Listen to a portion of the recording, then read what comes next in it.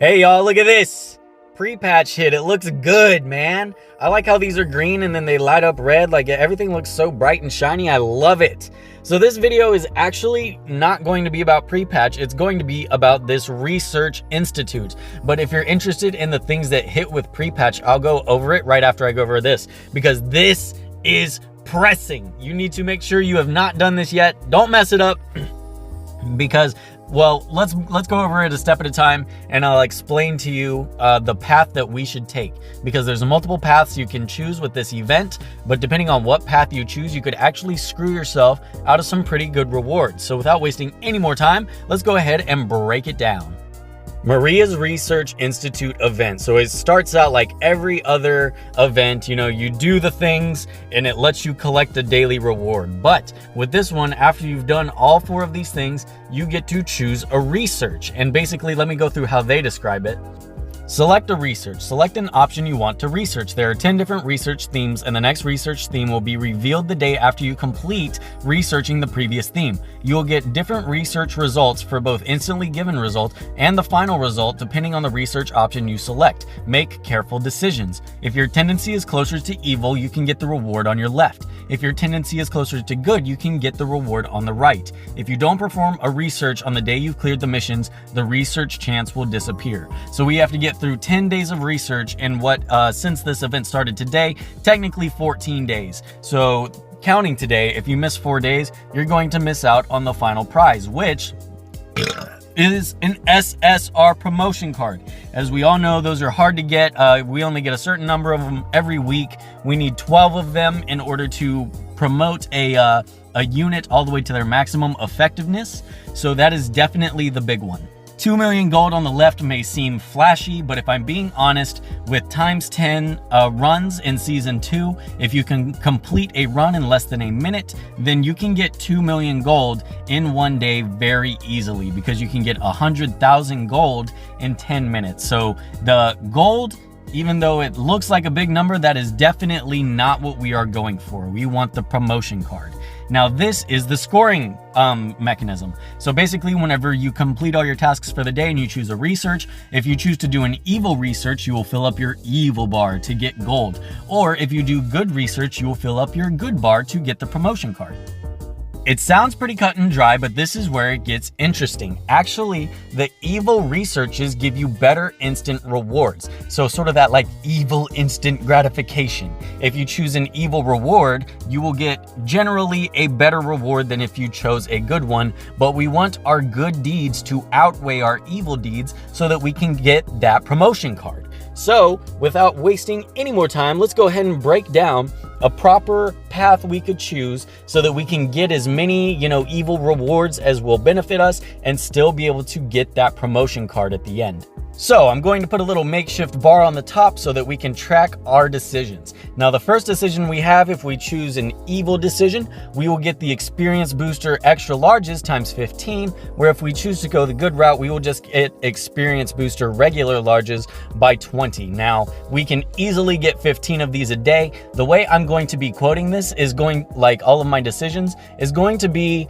through the preferences of players in my area of the game. If you just started the game, I would highly suggest you to follow the path that I am taking, as well as some of the best members in the game. We're going for the late game items. Now, it might seem like a good idea, if you only have a level 12 to get the experience boosters on the left. But once you get to where we're at, you will be able to get these things very easily, and you can get a lot of them every day. So we will be choosing the experience boosters on the right because we can very easily get 15 of these in one day, which is going to net us a point for good research. So we will be 1 into the positive towards our promotion card.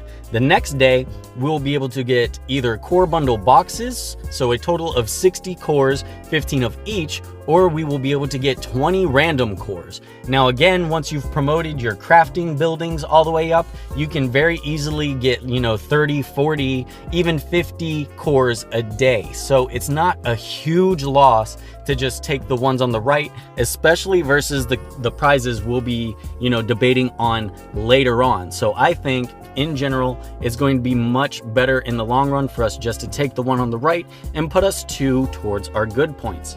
Next is the experience cards. This is another kind of an early game, trickery nonsense, because the experience cards actually, whenever you level up any rare card up to level 20, even a gray one, will supply you more experience than regular SR experience cards, and pretty close to the SSR experience card as well. So these experience cards, as long with the potions, aren't really priority. Experience isn't hard to get in this game. You can get a lot of it whenever you start getting to season 2. You get all those potions daily, so this isn't a big deal. We're going to go ahead and pick the good option to make us at a +3 for our good points. So now we can take a negative research and still be netted positive so that we can get our promotion card. Next, this is a big one that I think if we had to choose, we should go ahead and take the evil choice. And I'll tell you why, because in the last video, we broke it down a little bit. It's going to take 500,000 Neostones in order for us to promote an entire team to level 50. Now that is a hard goal to get. You can get 8 to 10,000 a day once you're nearing mid. Being able to get those Neostones as fast as possible is going to be a big help, as well as you need to maintain 8,000 Neostones not going into your upgrades anyways. In case Trevor or Evelyn come into the shop, you will have 8,000 Neostones to purchase them with Neostones without purchasing them with real money. So whatever Neostones we can get our hands on is going to be a very good get for us in the long run. So I'm going to go ahead and take the evil route and say let's get our Neostones. Now we're still in the positive for good points, but this is another thing that could be a little bit of a toss-up. If you were more worried about draws, you could have gone positive for the Neostones and then taken the negative for these draws. But the thing with the draws, we get a free normal draw every day. If you have 30 friends, that's essentially, if people are using your what's it called, your support mercenary, then you can get like 4,000, 5,000, 6,000 friend points a day, which is essentially, a free ×10 normal draw anyways. And then it's not really that big of a deal. We get 10 premium draws weekly just for 4 SR tokens. So it's not going to be too big of a hit to take the positive versus the negative. So basically, for these two are interchangeable. If you're more desiring Neostones and leveling up the units you have, take the negative for the Neostones. Or if you're more desiring new units, new cards, then go ahead and choose the cards, but only choose one. Do not choose both. Moving on is the battle badge bundles. Like, again, with this, once you get floor 9 on sweep, you can get about 60 to 100 of these every day. So do not worry about, getting 50 of them on the right or getting however many on the left. It's not going to be that much of a setback because of how many you can get daily once you get to the mid game. And we're going to want this positive point so that we can go back closer to the positive for our rewards that we're actually going for that are nearing the end of the event. Diamonds, same thing. You get a pretty decent amount of diamonds every week if you actually work on arena. There's like 10, 20, 30,000 diamonds even available for you to collect in the story and in just virtual specimens doing every floor. For doing the battle center, every floor you get diamonds. Like, diamonds are aplenty, especially in the beginning of the game. So we are going to go ahead and take the positive for diamonds. Now this one's going to be a little difficult because the promotion cards are pretty valuable. So with 40 arena tokens, you can get an SR promotion card every day.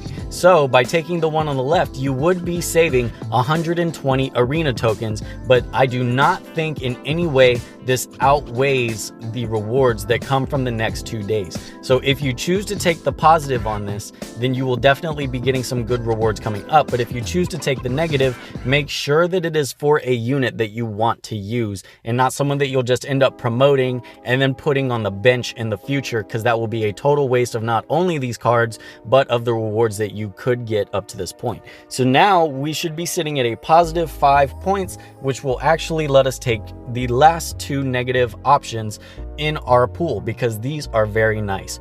Exclusive equipment pieces times 192 versus times 64. Now this is so important, because whenever you're crafting, the main goal of your equipment station is getting legendary equipments, because the legendary equipments come with bonus effects for your character's kit. Not only that, even if you get the correct legendary equipment for the unit you wanted, you have to make sure you get the correct stat, because they can have different stats. You have to make sure you get the correct set, because they can unlock different sets, and you do not want a stat that is not very useful to your character, and you do not want a set that you're not going to be using on your character anyways. So there is always going to be better options, more grind for the equipments. A lot of in-game players agree that getting the legendary equipments you need is the hardest part of this game.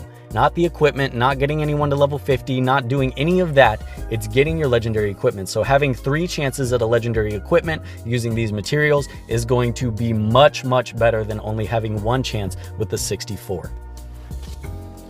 So I will be taking the negative option for this, which still puts us at a positive 3 and moves us on to our next item. So whenever our exclusive equipments, whenever we get them, and you need to level them up to +5 to unlock their second set effect. So even if you got an exclusive equipment and it was the right equipment, it was the right main stat, it was the right set, you have to level it up to +5 to determine if it's actually going to be, you know, your forever equipment, the one you're going to use forever, because you unlock the second set item or set slot at level 5. So these stones are pretty hard to get. You can only get a certain amount of them a week, or if you're really grinding as hard as you can, you'll be lucky to get 10 of them or even 20 of them a week. So getting 30 of these is going to be huge. So we will definitely be taking the -2 for this and trying our best to get the exclusive equipment we need, because that is the hardest thing to do in this game.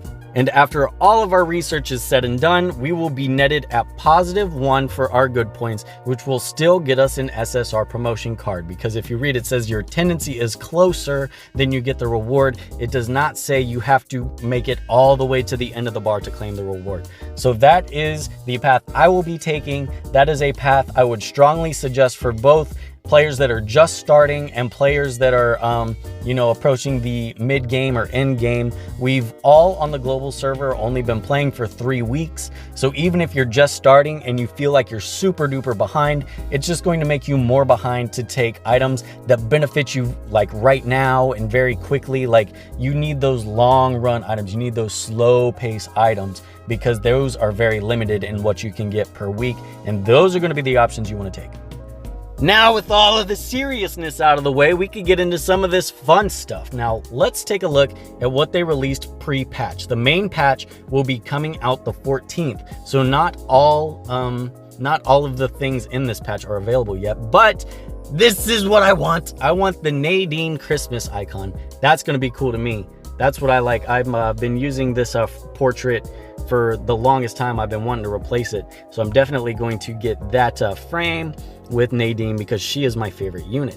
On top of that, something that we need to take a look at in the guild is whenever you open the guild shop, now you have the option to get these items to change your equipment. How we talked about in the previous video, you can now change the substats of your equipment. You can change the equipment type, like the set type, and you can equip or change the actual equipment part. So if it's a belt, you can change it to gloves and all that. And these are the items you need to do it. You need 3 of them to perform one of the actions. So basically through 2,400 points, it's going to actually cost you 7,200 guild points to get one of those changes actually in effect. On top of that, the SSR promotion card, 55,000 guild points. That is so much. That's, you know how I think this is going to happen?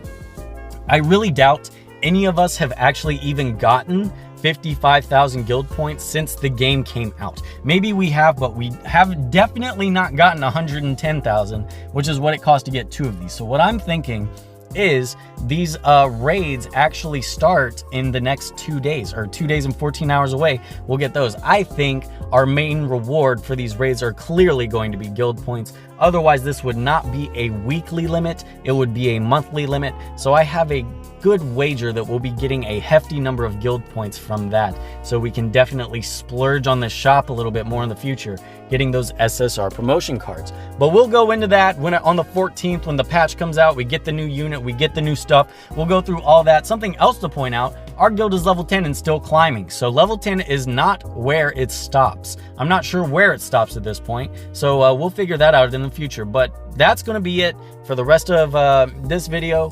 And hopefully this helps you to really take this event a little bit more seriously, because hopefully if you didn't already pick the wrong thing, you could have set yourself back 2 points, and now you have to plan ahead in order to get those exclusive equipment materials. But other than that, I'm done, y'all. I'll see y'all later. Bye.